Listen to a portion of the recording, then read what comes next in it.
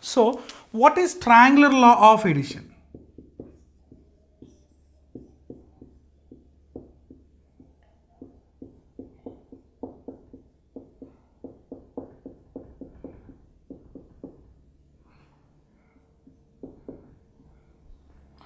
If two vectors which are mutually inclined on each other, once their tail and head are joined, the left blank is connected through a line. That line is almost a resultant of two vectors. Means the two vectors are connected in a form of triangle. That means if two mutual vectors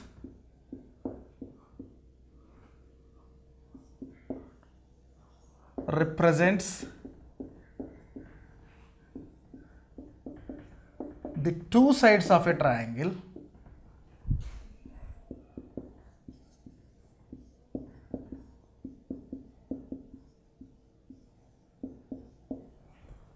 the third side which connects the two vectors or the remaining two sides is the resultant of the two vectors. The third side which connects the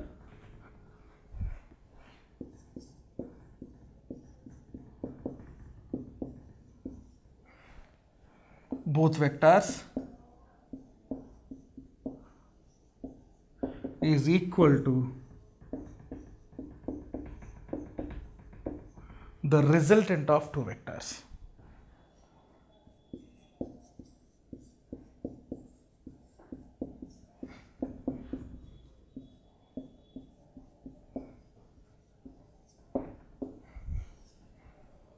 Suppose these are the mutually inclined vectors. These two we have arranged in a form of two sides of a triangle by connecting the head to tail. So the third side which joins the first one to the second one is representing the resultant. This is said to be resultant. This is called triangular law of addition. In pure form, we can say these two are the vectors which are separated like this, like some OA, OB. The third side which left blank, which connects the both, gives the resultant of these two. This is almost similar to the hypotenuse square is equal to side square plus side square, which is nothing but the Pythagoras theorem of triangle. Now we will see the law of addition in vectors.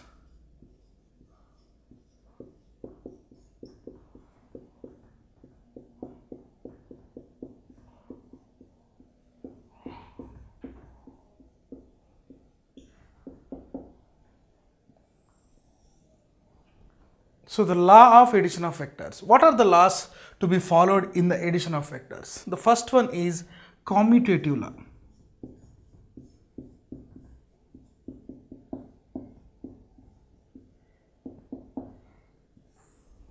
Commutative law means there is no problem while you are adding the A with B or B with A. This means the addition is just an independent of the positions. So A plus B is equal to B plus A. In case of vectors, we should represent with arrow marks. So A bar plus B bar is equal to B bar plus A bar. That is said to be commutative law. The next one is distributive law.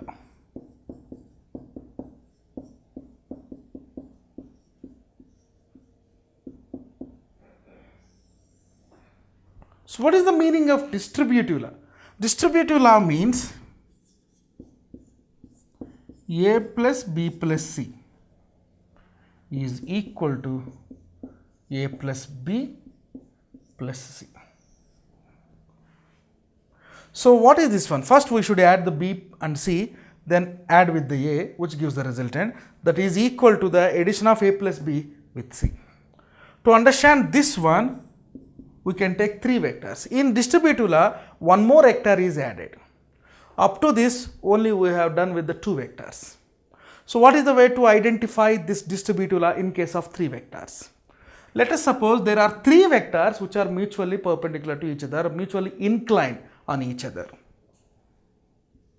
A bar, this is some B bar, this is some C bar.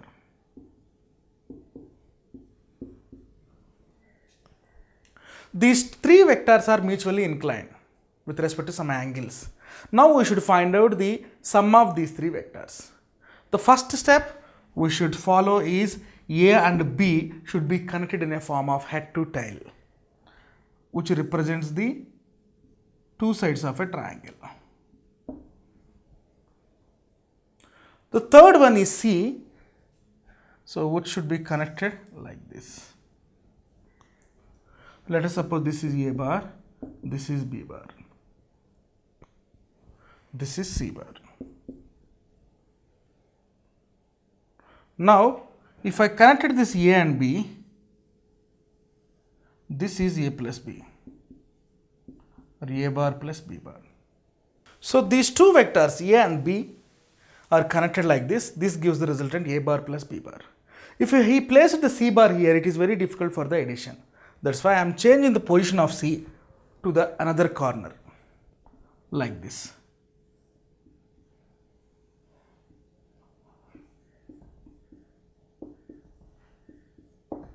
A bar, B bar.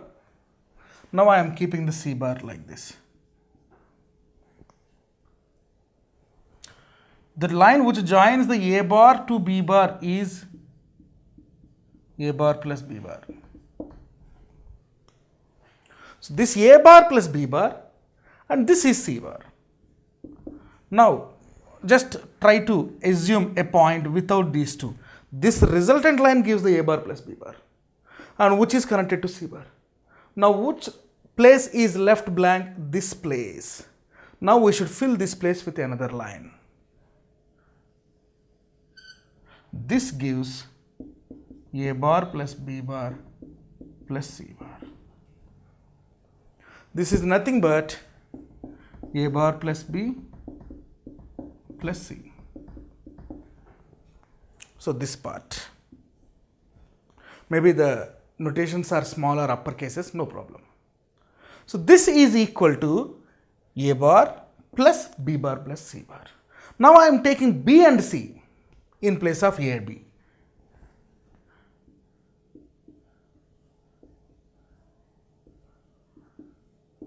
And this is A.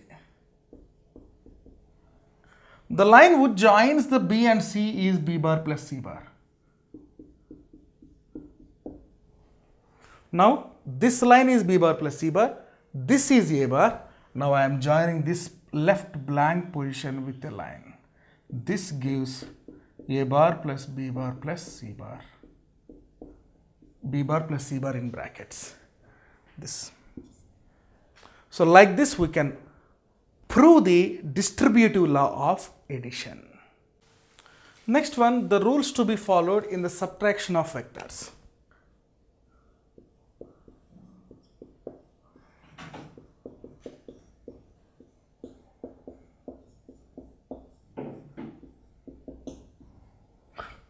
We know that the subtraction is simply additive inverse. That means if two vectors are separated by some displacement, we can say the addition. So both the same are in the opposite direction, we can say it as a subtraction. Let us suppose vector A, vector B would join like this. They both in the same plane. Positive scale, positive approach. If suppose A bar but B bar is like this, because the B bar is lying in the negative plane of the component. So in this case the resultant which gives A bar plus of minus B bar. So this A bar plus of minus B bar is nothing but the subtraction of two vectors, A bar minus B bar. The only difference between the addition of vectors and subtraction of vector is, in addition of vectors, this rule will follow the commutative law. In addition, A bar plus B bar is equal to B bar plus A bar. But in case of subtraction, A bar minus B bar is not equal to B bar minus A bar. This is one of the difference. In associative law,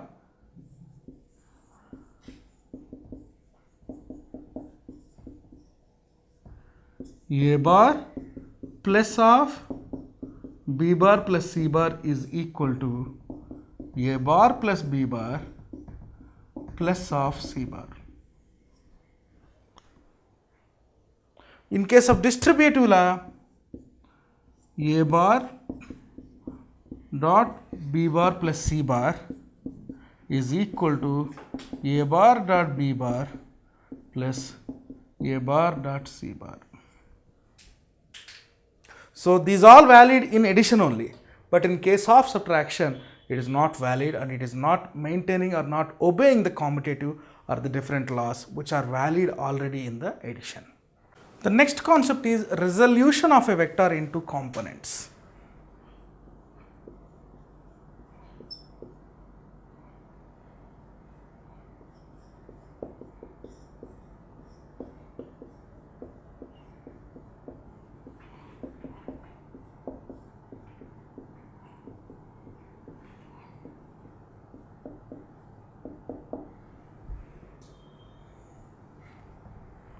That means if you see a vector which is started at origin like this.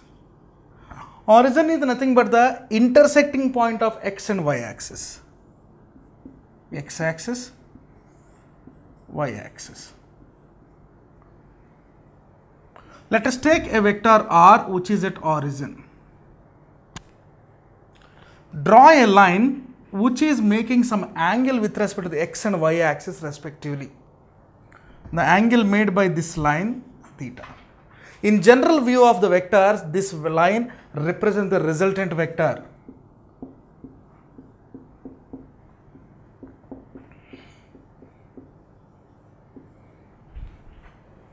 Suppose this is r, along the x-axis it is rx, along the y-axis it is ry. So, r along x-axis is equal to, we can say like this, theta it is, this x-axis is the adjacent side of the theta. So this component will become associated with cos. Therefore, r along x-axis will become rx cos theta. Such like r along y-axis is equal to ry sin theta. So the resultant of rx and ry is equal to square root of rx square plus ry square. In other words, we can write rx cos theta whole square plus ry sin theta whole square is equal to r. So this is the way to identify the resolution. Resolution is nothing but separating a big vector into components in two directions. Previously we have discussed the same one in case of force. Let us suppose if force is applied like this on a body, this direction is some fx, this direction is some fy. Means force along x direction and force along y direction. The both should be important to find out the resultant of the force, especially in the vector form. So like this we can find out the resolution of the vector. What is the way of the direction of the resultant? The direction of the resultant is nothing but the slope of the two vectors.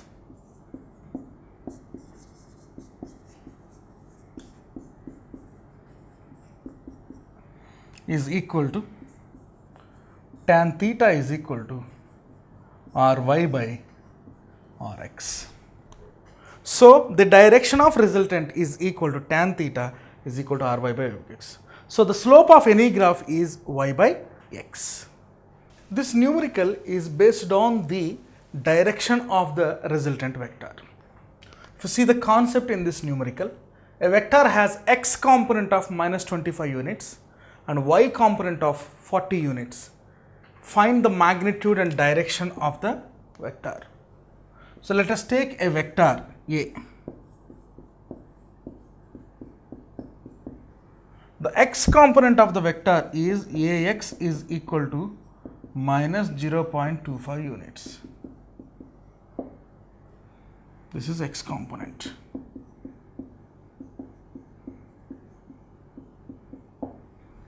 The next one is y component, means Ay is 40 units.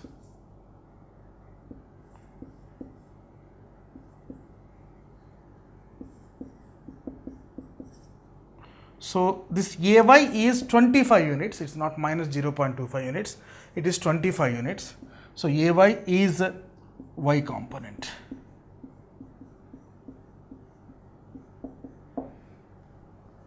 Now we should find out the magnitude.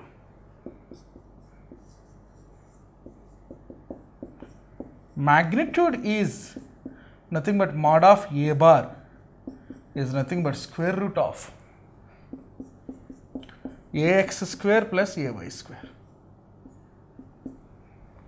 where Ax is minus 25 units, Ay is 40 units. So square root of minus 25 whole square plus Ay 40. So mod of A bar minus 25 whole square, 25 into 25, which is 625 plus 40 into 40, 1600. So it is 2225 units. The resultant magnitude of the vectors which has the x component and y component is under root 2225. The direction is tan theta is equal to Ay by Ax. Ay is 40 units, therefore tan theta is equal to 40 by Ax is minus 25.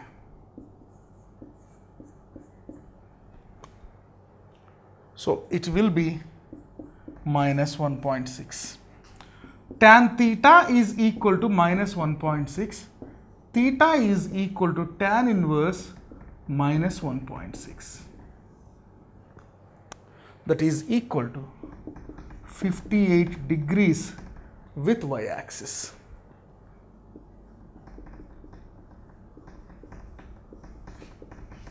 In the clockwise direction. So we got theta is equal to 58 degrees with y-axis. But in anti-clockwise direction along x-axis,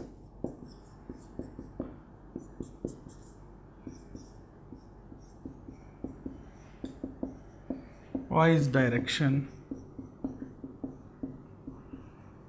along x-axis, it will be 180 minus 58 is equal to 122 degrees. This 122 degrees is in anti-clockwise with respect to x-axis.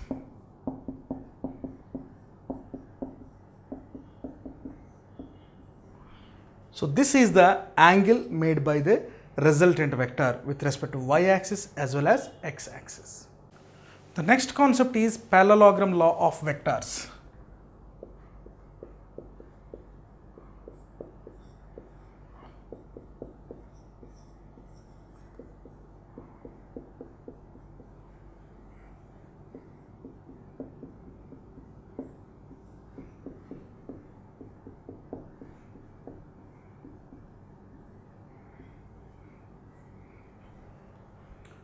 So like the previous one stated in the triangular law, this is almost similar but a parallelogram law which has four sides. So what is the way to identify the statement for this parallelogram law? Let us take two vectors which are adjacent to each other.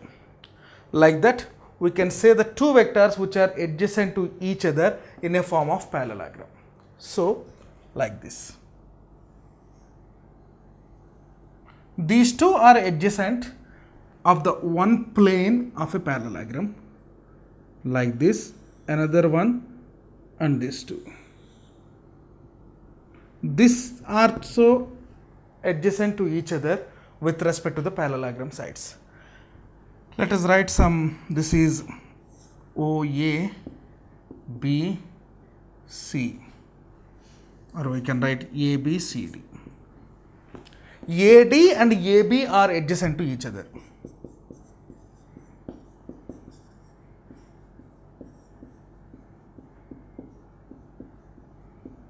To each other.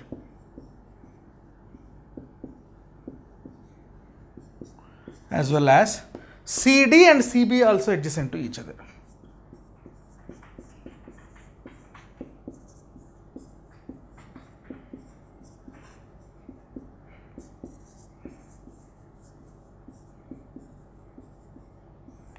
So the way what we can understand in this concept is, if two sides which are adjacent to each other represents the two vectors in a parallelogram, the diagonal which is passing through it gives the resultant in direction and magnitude.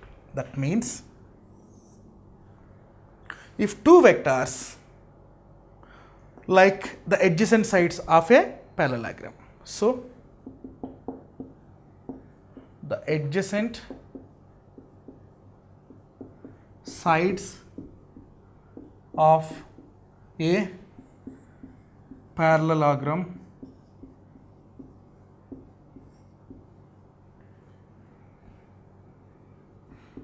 is represented as two vectors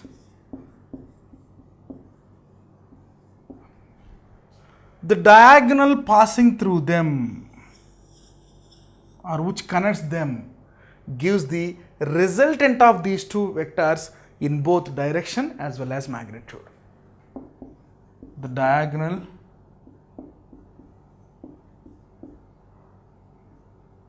of two vectors which gives the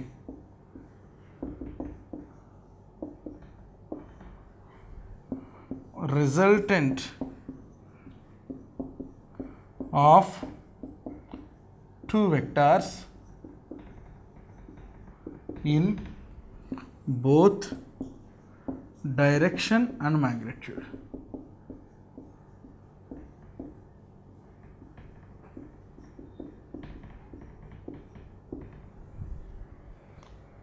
So DA and AB are the adjacent sides of a parallelogram which represents the two vectors. This DB will give the resultant of DA and DB, as well as DC and CB are adjacent. This DB will give the common result of the direction and magnitude of the two vectors. Now we will see the proof of this one with mathematical method. The first one we will see is magnitude of the resultant.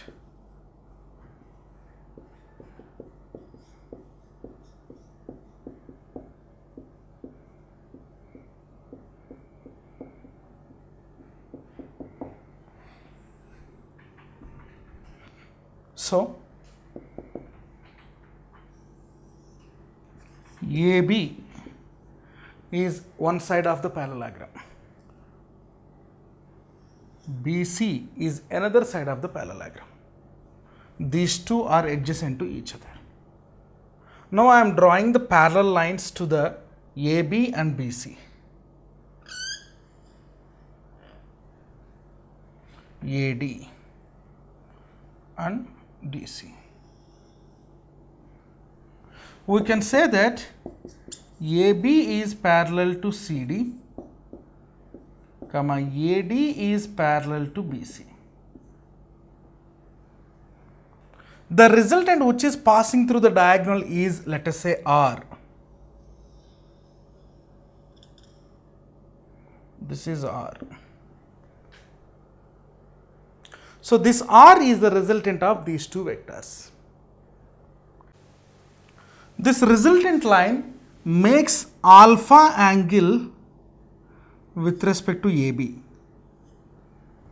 But the same resultant line makes theta angle with the hole. So AB is, let us say, some P bar. AD is, let us say, Q bar. So AB, what is the parallel side of AB? DC. Therefore, AB bar is equal to DC bar is equal to P bar. So as well as AD bar equal to BC bar is equal to Q bar. Now I am extending this B bar like this and drawing a perpendicular line from C towards the extended one, and this joins like a triangle and creates another point E. Here also we can find the angle theta. What is the need of this extension? We should follow the triangular method to solve any problem. That's why I am extended B to E and drawing a line from C, nothing but the perpendicular. Now we will see the one by one. If we see the triangle BEC, so from triangle BEC, cos theta is equal to adjacent side by hypotenuse. Therefore, BE by BC. From this we can write BE is equal to BC cos theta, where BC is parallel to AD, that's why we can write Q. Therefore, BE is equal to Q cos theta. Let us write this one as equation 1. So as well as from the same triangle, so from triangle BEC, sin theta is equal to opposite side by hypotenuse. So for theta, opposite side is EC by BC. Therefore, EC is equal to BC sin theta, where BC is equal to Q. Therefore, EC is equal to Q sin theta. Let us suppose this is equation 2. So see that whole triangle, triangle ACE.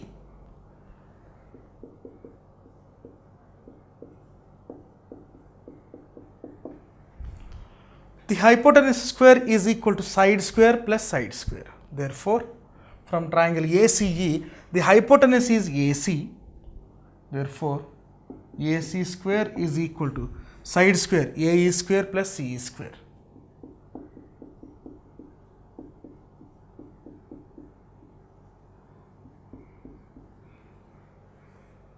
So if this is the case, what is AC? R. So R is also a resultant. We can keep the arrow mark. Therefore, R square. AE we can write AB plus BE. So therefore, it is AB plus BE whole square plus CE square. So therefore, R square is equal to, if you see the expansion, A plus B whole square, A square plus B square plus 2AB. AB square plus BE square plus 2 dot AB dot BE plus CE square.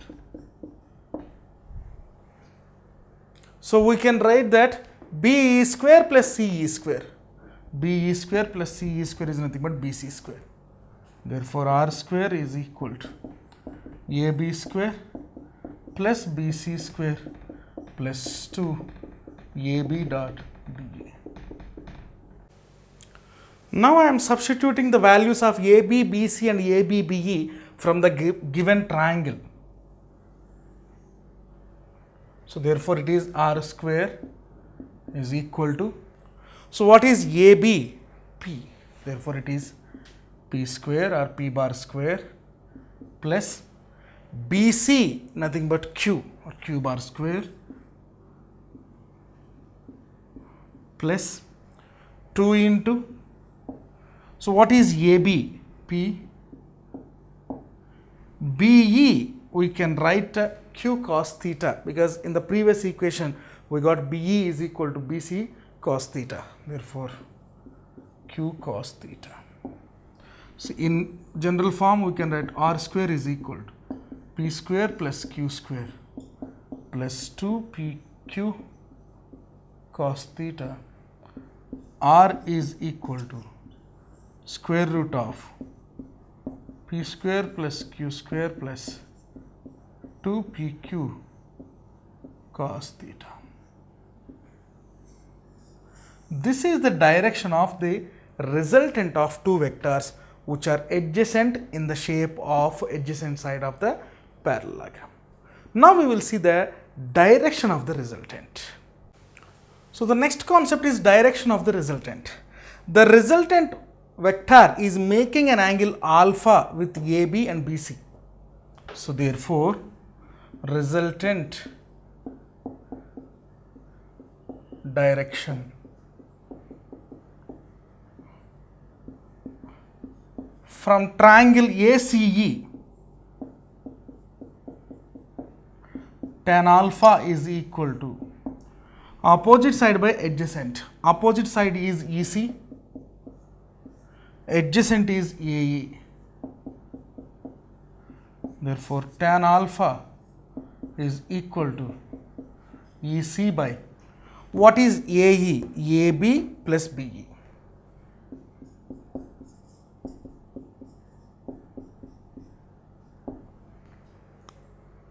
From this triangle BCE, sin theta is equal to EC by BC. So EC is equal to Q sin theta. So from triangle BCE, EC is equal to Q sin theta. We know that AB is equal to P, where BE is equal to Q cos theta.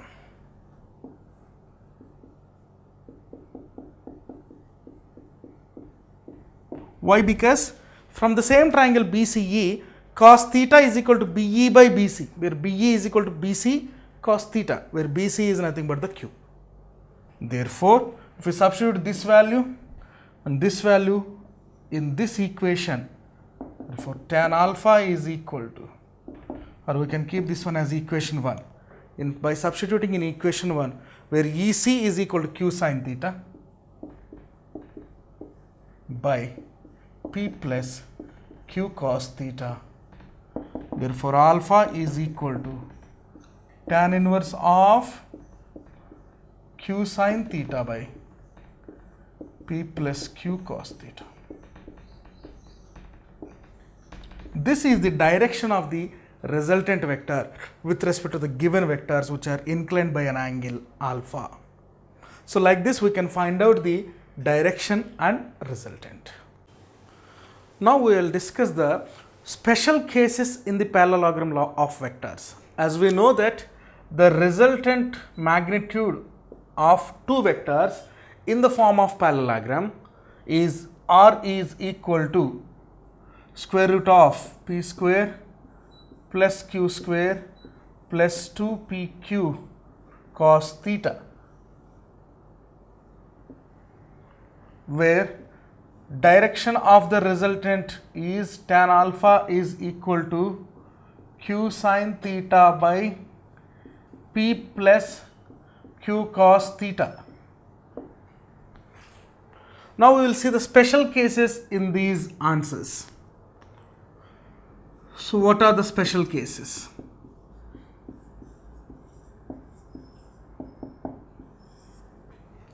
If two vectors are moving in the same direction, nothing but two parallel vectors, if two vectors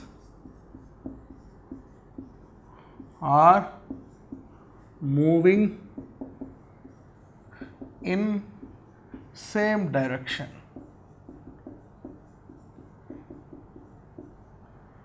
Parallel to each other. So we can assume the picture like this. Whatever may be the magnitude, these are, one is p bar, one is q bar. If two vectors are moving in parallel to each other, are moving in the same direction, then the angle between them is 0 degrees. Theta is equal to 0. So resultant magnitude R will become square root of p square plus q square plus 2pq into cos 0 degrees. As we know that cos 0 degrees is 1, therefore it is square root of p square plus q square plus 2pq. So we can write where cos 0 degrees is 1. This is R. But we can simplify this one into a short form. What is the simplified form of this one? See the term, or see the equation which is inside the square root. P square plus q square plus 2pq. It is in the form of a square plus b square plus 2ab. Nothing but the a plus b whole square. So we can write this one as p plus q whole square. Therefore R is equal to square root of p plus q whole square, where square and root get cancelled. Therefore R is equal to p plus q. So what we can write, if two vectors are moving in the same direction, according to the parallelogram law of vectors, their resultant magnitude is equal to sum of the magnitudes of individual vectors. So we will see the resultant direction of the resultant vector, q sine 0 degrees by p plus q cos 0 degrees. We know that sine 0 is 0. So this one becomes 0 by p plus q, it will be 0. So tan alpha is equal to 0, where alpha is equal to tan inverse 0, that's why it is also 0. So the direction of the resultant is also same with that of the individual vectors, same with that of the direction of the individual vectors. So this is the way we can understand the concept of the special cases. This is the parallel one. Next we will see the two vectors are moving anti-parallel to each other. The second case is the vectors moving in opposite directions.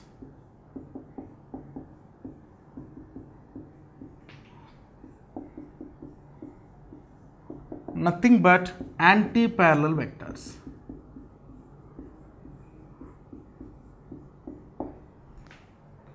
So there are two vectors. Let us write this one as p bar. This is some q bar. These two vectors may be or may not be in the same magnitude, but moving in opposite directions. They both are relative to each other. So in this case, the magnitude of the resultant is equal to p square plus q square plus 2pq cos theta. But if two vectors are anti-parallel to each other, the angle between them is 180 degrees. Now we should substitute theta is equal to 180 degrees in this equation. Therefore square root of p square plus q square plus 2pq into cos 180 degrees. We know that cos 180 is minus 1. Therefore it is square root of p square plus q square minus 2pq. cos 180 degrees is equal to minus 1. So, if you see the term or the equation which is inside the square root, it is in a form of a square plus b square minus 2ab, nothing but a minus b whole square. Therefore, r is equal to square root of p minus q whole square, where square and rooted get cancelled. Therefore, r is equal to p minus q. So, what is the statement for this situation? If two vectors are opposite to each other or moving anti-parallel to each other, then their resultant magnitude is equal to the difference in their magnitudes, or difference between the individual magnitudes of the vectors. If two vectors are moving opposite to each other or anti-parallel,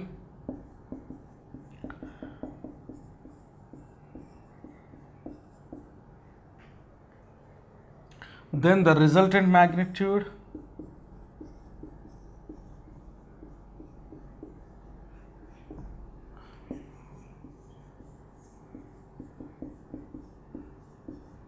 is equal to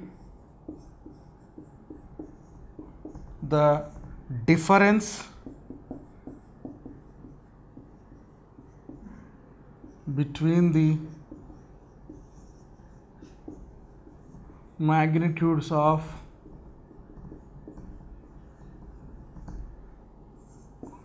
individual vectors.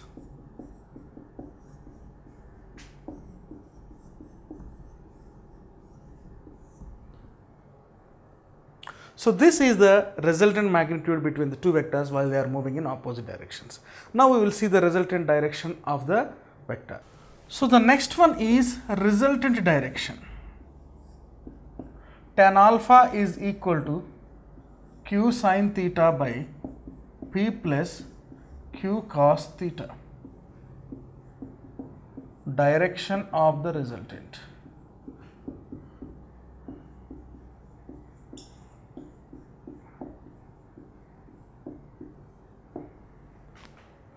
So, therefore, tan alpha is equal to q into sin 180 degrees by p plus q into cos 180. We know that sin 180 is 0 degrees. So, this will be 0 by p minus q. So, the answer you will get 0. If suppose this p and q are anti-parallel, we can expect some 0 to 180 degrees also, because the tan value is 0 for 180 degrees also.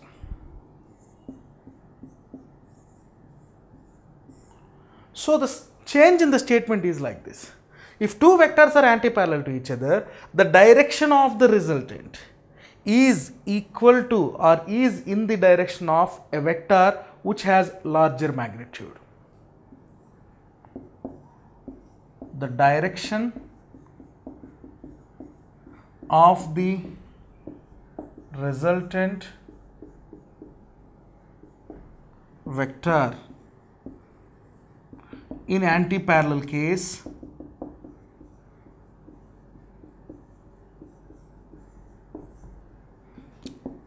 is in the direction of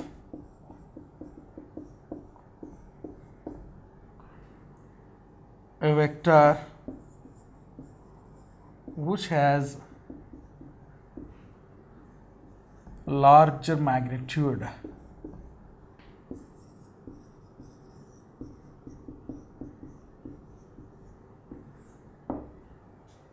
So, like this we can conclude the direction of the resultant of two vectors. Next we will see the third case. The third case is if two vectors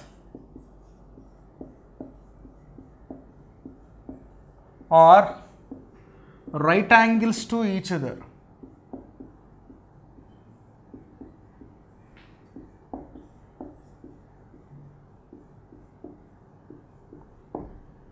The meaning of the right angles to each other means two vectors are separated by 90 degrees to each other. Means angle between them is theta is equal to 90 degrees. Let us take two vectors P bar, Q bar. If these are the two vectors, if they are placed right angles to each other, see here the angle between them is 90 degrees, then the magnitude of the resultant R is equal to square root of P square plus Q square plus 2PQ into cos 90 degrees, because theta is equal to 90. Cos 90 is 0. Therefore, R is equal to square root of P square plus Q square. So, what we can write in this case? This will be the resultant, which follows the Pythagoras theorem to solve this one. So, R is equal to square root of P square plus Q square. The next one is the direction of the resultant. Tan alpha is equal to Q sin theta by P plus Q cos theta. So, this is direction of the resultant.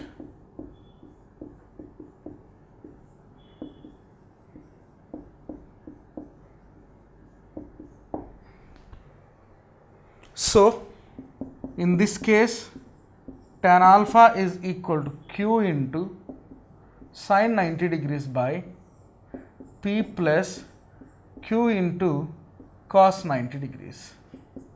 We know that sin 90 degrees is equal to 1. So, this way the numerator will become Q. P plus cos 90 is 0. That is why it will be P. So, tan alpha is equal to P. Therefore, alpha is equal to tan inverse Q by P. So, tan theta is equal to adjacent side by opposite side by adjacent. So, like this Q by P, because tan theta is equal to sin theta by cos theta. So, like this we can see the special situations or special cases in this parallelogram law of vectors. Now, we will see one numerical, we will discuss one numerical based on this concept. This is the problem which is based on the concept of parallelogram law of vectors. The concept in this is, if magnitude of the resultant of the two vectors equal in magnitude is equal to the magnitude of either of the two vectors, what is the angle between them? So, resultant of two vectors, let us say the vectors are P bar and Q bar. The resultant of these two vectors is equal to the magnitude of either of the two vectors, means R is equal to either of the two vectors. So, we can write this one as P also, and at the same time P bar is equal to P and Q bar is also equal to P, because two vectors equal in magnitude. That means P bar is equal to P, Q bar is also P. So, we know that the formula R is equal to square root of P square plus Q square plus 2PQ cos theta. We are substituting P bar is equal to Q bar is equal to P, because the vectors are equal in magnitude, and at the same time if the resultant of the magnitude is also equal to the magnitude of either of the two vectors. So, where R is equal to P, so square root of, we can substitute P square is equal to P square, as well as Q square is also equal to P square plus 2 into P into cos theta. So, therefore, P is equal to square root of 2p square plus 2p square cos theta. So in the right hand side of the equation, which is under the square root, we can take this 2p square as common. So therefore P is equal to square root of 2p square into 1 plus cos theta.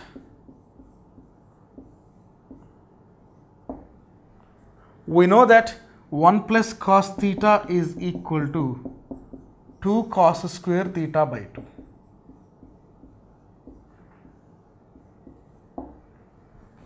Now I am substituting 1 plus cos theta is equal to 2 cos square theta by 2 in this equation. Therefore P is equal to square root of 2p square dot 2 cos square theta by 2. 2 into 2p square, 4p square. So that is square root of 4p square cos square theta by 2 is equal to P. So it is nothing but square root of 4p square into cos square theta by 2 is nothing but 2p cos theta by 2.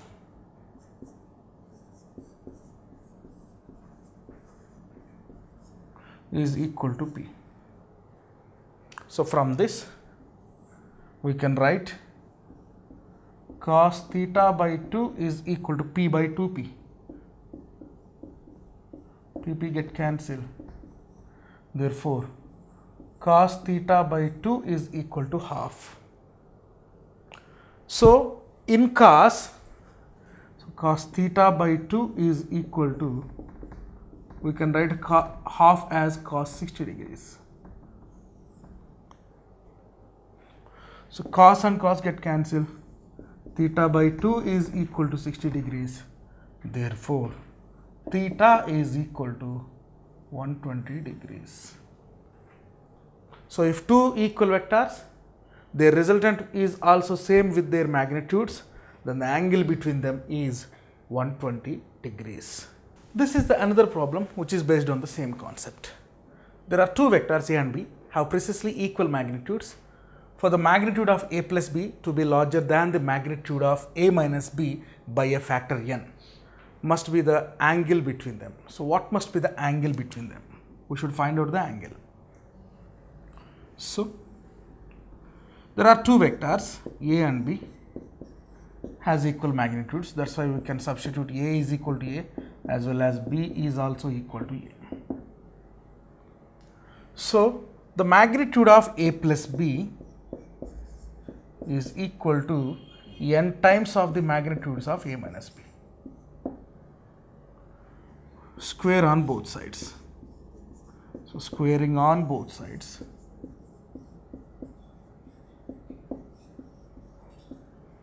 So this one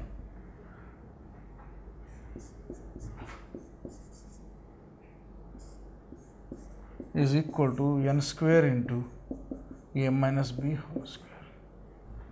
So what is the modulus of A plus B? A square plus B square plus 2AB cos theta is equal to n square into A square plus B square minus 2AB cos theta. So therefore, what is the initial rule? A is equal to A and B is also equal to A. So now I am substituting in place of A and B, I am substituting A. Therefore, this equation will become A square plus 2 dot A cos theta is equal to n square into A square plus A square minus 2 dot A cos theta. Therefore, it is 2A square plus 2A square cos theta into n square into 2A square minus 2A square cos theta. Here I am taking 2A square as common, that is 1 plus cos theta. Here it is n square, I am taking 2A square as common, here it is 1 minus cos theta. So this is the equation we got. So we can say 2a square and 2a square get cancelled. Therefore, it is n square into 1 minus cos theta into 1 plus cos theta. We know that 1 minus cos theta is 2 sin square theta by 2. Therefore, n square into 2 sin square theta by 2 is equal to 1 plus cos theta is equal to 2 cos square theta by 2. So, we can say that 2 sin square theta by 2 cos square theta by 2 is nothing but 2 tan square theta by 2. So, n square into 2 tan square theta by 2 is equal to 1. Therefore, or we can take 2 and 2 get cancelled. So, therefore, tan square theta by 2 n square into tan square theta by 2 is equal to 1. Therefore, tan square theta by 2 is equal to 1 by n square. Therefore, tan theta by 2 is equal to 1 by n. Theta by 2 is equal to tan inverse 1 by n. Therefore, theta is equal to 2 into tan inverse 1 by n. This is the angle between the two vectors of equal magnitudes when they are separated by this much magnitude. So, therefore, theta is equal to 2 tan inverse 1 by n. Up to now, we have discussed about the parallelogram law of vectors, triangle law of vectors. This is the case of just a resultant of two vectors. If suppose three vectors are acting on a point where the point is in equilibrium, like that there are some special cases in the resultant vectors. Let us suppose there are three forces.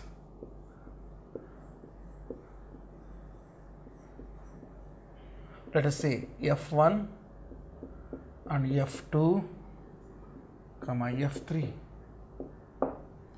These three forces are acting on a point simultaneously and with respect to right angles to each other. Then this is force, this is force, and this is the force. Let us take the t vectors. This is some P, this is Q, this is R. So, F1 is a force, F2 is also a force, F3 is also a force. These three forces are acting on a point and that point is keeping in equilibrium state like this. Let us take this one is F1, this one is F2, this one is F3. In this case, what is the resultant magnitude of these forces? Because of the applied forces, this point is in the stable equilibrium. Then what is the relationship between these three forces? Now we should consider the directions. So F1 we can write like this. Let us take this one as O, because it is a point which is in stable equilibrium, which is similar to the origin of a circle. Let us take this one as Q, this one as P, this one as R.